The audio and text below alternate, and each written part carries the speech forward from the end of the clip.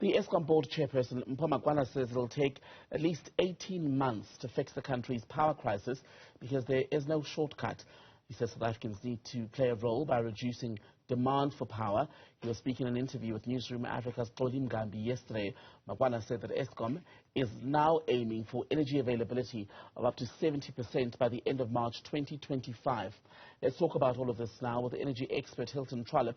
Hilton, a very good evening, good afternoon to you. Thankful for your time today. So how convinced are you, especially in light of recent developments, including the appointment of the electricity minister, that finally a solid plan to respond to this crisis is coming together?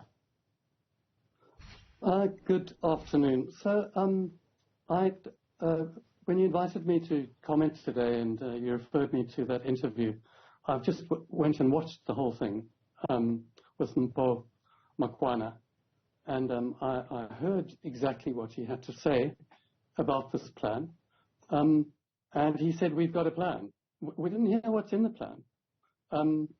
So this kind of strikes me as, and I also listened to, that was 37 minutes, and I also listened to 34 minutes of the new electricity minister being interviewed by the SABC, I think it was.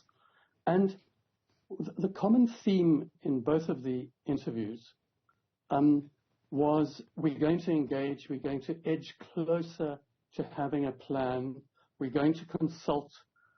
In the case of the Eskom board chair, within the next few months, we're going to get a chief executive officer.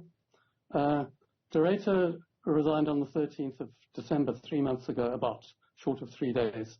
And at this stage, they're saying in the next few months, we're going to get a CEO. He also said, the same man, he said, it's absolutely crucial, I'm paraphrasing, that we need a new CEO, because this new CEO must do this and this. Similarly, he admitted that there's an acting generation manager. Also, the chief operation officer, he's also leaving at the end of March. So we always, I get the feeling, I read an excellent piece by Johnny Steinberg about how government seems to be dealing with this power crisis. And what they seem to be doing, they pretend we don't really have one. I mean, I shouldn't be laughing, but it's Saturday afternoon. The chair of the Eskom board said we should be celebrating being on stage 3 load shedding because we could be on 8. Celebrating. And, you know, there's a common term for that. It's a recent term. I had to have it explained to me. It's called gaslighting. It's when you're abusing somebody, and then when they kind of complain, you say, no, we're not doing that at all. We weren't there. Wasn't us. We're not responsible. Somebody else is responsible. And that is the feeling I get with every interview I'm now hearing. Okay. Yep. And just on that, Mr. Makwana has also said this, problems with leadership, organizational culture, poor internal controls are required to run Eskom properly, much of that not necessarily in place. How big of a threat is that to the still yet to be finalized overall energy plan that we're waiting to hear? So, I'm sorry to just bring this up again. He said there's a problem with leadership, but he said we mustn't personalize leadership.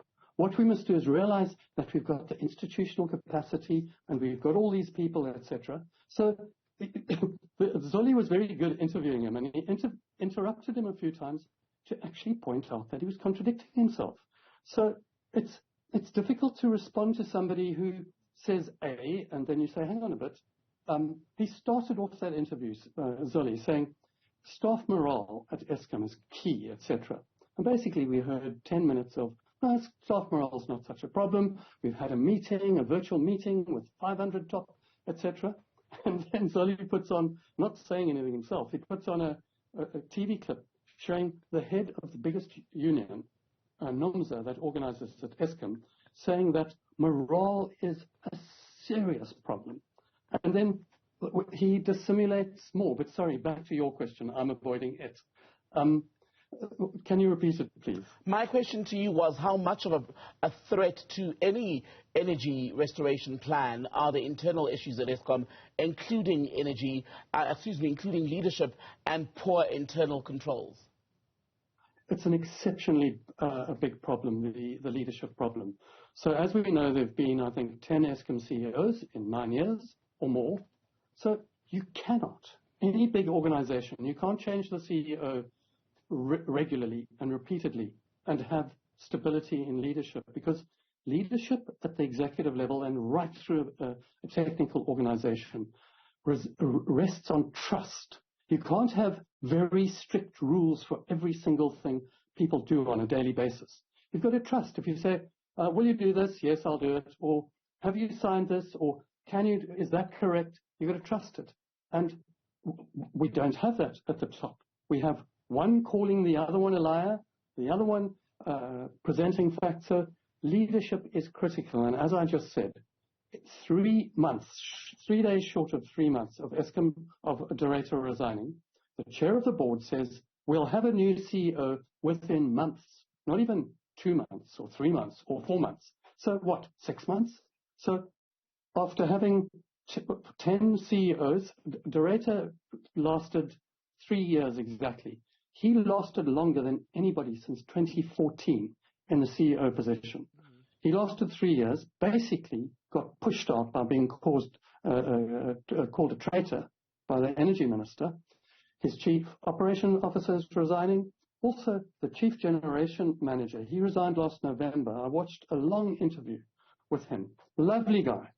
He basically said the pressure of working at Eskom, he's put it in a nice way, he said, my family. But he was asked specific questions about corruption. He said it's big. So internal issues, leadership, they can't keep an executive team going. And I'm going to bring another thing in now in terms of leadership.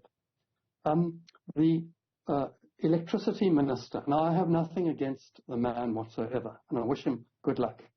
But he is institutionalizing political interference underneath the Eskom executive management. He told us his plan is to go to each plant and speak to the senior management and ask them what they need and what their plans are and help them implement it. What does that leave for the chief executive officer to do, and the chief finance officer and the chief operations officer? If you've got and I also listened to him, and look, he's an accomplished man, but he's accomplished at politics. He told us his engineering skills are hydraulics and road construction. So what he's done, his real experience, is as a Tshwane mayor. In other words, in the rough and tumble of surviving in ANC politics. That man is going to walk into an organization with top engineers, accountants, lawyers, project managers, etc. And he's going to say, hi, can I help you? And they'd say, well, what can you do that we can't do? And he'll say, well, I can go to the president and ask him to tell you, to try and speed up procurement or whatever. But the disaster regulations say very specifically the Public Finance Management Act won't be worked around. It will be maintained in its current form. So I'm hearing so many different stories that they don't hang together. And it's difficult actually to criticize a whole jumble of contradictory statements, etc., other than to say that these are the statements and these are how they're contradictory and it doesn't hang together. It's not credible. I'm not believing it. Hilton Trollip, good to speak to you as always. Thank you for your time.